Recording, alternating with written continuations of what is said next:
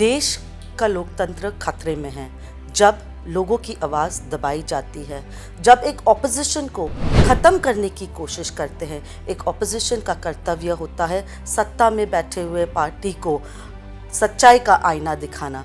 जब सच्चाई का आईना दिखाते हैं ऑपोजिशन, उस ऑपोजिशन को जिस तरीके से ख़त्म करने की कोशिश कर रहे हैं, इसका साफ संदेशा है कि लोकतंत्र खतरे में है। जब एक सत्ता में बैठे हुए पार्टी ये सोचता है कि वो देश को किसी एक पार्टी से मुक्त करना चाहता है, यानी कि वो लोकतंत्र खतरे में है। जिस तरीके से राहुल जी पे कार्रवाई की गई है, ये इससे साफ नज़र आता है कि सत्ता में बैठे हुए भाजपा डरे हुए हैं। इतनी जल्दी, इतने तेज़ी से तो मर्डरर्स पे और देश में इतने सारे गुनहगारों पे भी कार्रवाई नहीं की जाती है। और अगर ये आप आज के पूरे लोकसभा में जितने सदस्य बैठे हैं, अगर आप, मैं ये नहीं कह रही हूँ, मैं खुद नहीं कह रही हूँ, ये डेटा एनालिसिस कह रहा है कि 50% के करीब लोकसभा में बैठे हुए सांसदों पे आपराधिक केस दर्ज है।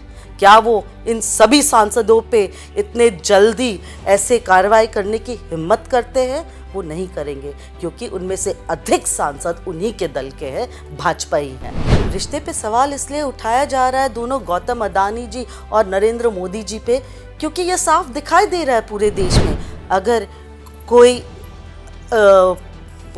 इंडस्ट्रियलिस्ट अगर गलत करता है, अगर वो इंडस्ट्रियलिस्ट कठेरे में आता है, अगर वो इंडस्ट्रियलिस्ट पे आरोप लगते हैं, तो कहीं ना कहीं सत्ता में बैठे हुए पार्टी को इस पे जांच करनी चाहिए। जब एक जेपीसी जांच की पूरे संसद में ऑपोजिशन मांग कर रहे हैं, एक जेपीसी जांच से डरने का मतलब क्या है? इसका मतलब साफ है कि गौतम अडानी और नरेंद्र मोदी के बहुत घनिष्ठ और ख़ास रिश्ते हैं। ये दोनों, अगर आप इन दोनों के इतिहास भी उठा के देखें तो गुजरात सीएम के दौर से रहते हुए प्रधानमंत्री बनने तक किस तरीके से गौतम अडानी के सारे जो तंत्र थे वो आपके मोदी जी के सेवा में थे। इसी बात से अब मोदी डरते हैं। और बात सिर्फ गौतम अडानी की नहीं है, बात है देश के उन जनता की जिन्होंने अपना निवेश LIC और SBI जैसे इंस्टीट्यूशंस में किया है। बात उन हमारे देश के सिटीजन्स की है जो बहुत ही जल्द, अगर अडानी के एसेट्स को फ्रीज नहीं किया जाएगा तो वो दिन दूर नहीं होगा कि अडानी भी बाकी नीरव मोदी और बाकी जैसे देश भाग के चले गए, वैसे वो दिन दूर नहीं होगा। सबसे पहले मैं ये जानना चाहूँगी कि क्या नीरव मोदी या दूसरा जो मोदी है ललित मोदी, क्या नीरव मोदी और ललित मोदी OBC है?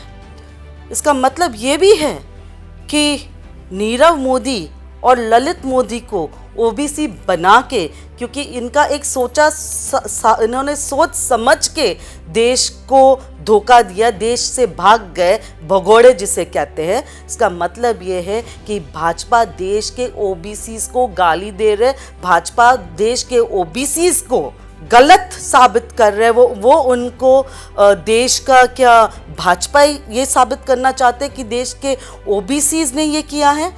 ललित मोदी और नीरव मोदी OBCs नहीं हैं।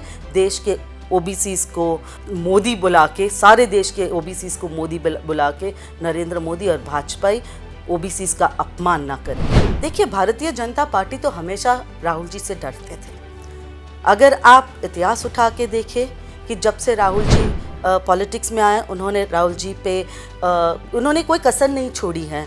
वो राहुल जी हो, गांधी परिवार हो, प्रियंका जी हो, उन्होंने कोई कसर नहीं छोड़ा है। उनके जो इमेज है उसको ठेस पहुंचाने के लिए उन्होंने लाख कोशिश की। राहुल जी को अलग अलग नामों से बुला के उन्होंने लाख कोशिश की परिवार पे ऐसे अभद्र टिप्पणी करने की। पर ये जो परिवार है और राहुल गांधी जी जो है वो देश के सुपुत्र है। आज राहुल गांधी जी जो है वो केवल सोनिया जी या राजीव जी के सुपुत्र नहीं है। आज वो जिस तरीके से देश के हित में लड़ रहे, जनता के हित में लड़ रहे, बिना ये परवाह किए कि उसकी सदस्यता चली जाएगी या उनसे उनका घर छीना जाएगा, आज वो सही मायने में देश का पुत्र है। और अगर शहीद भगत सिंह जी के माँ आज जिंदा होते तो उसको गर्व से कहते कि ये मेरा शहीद है।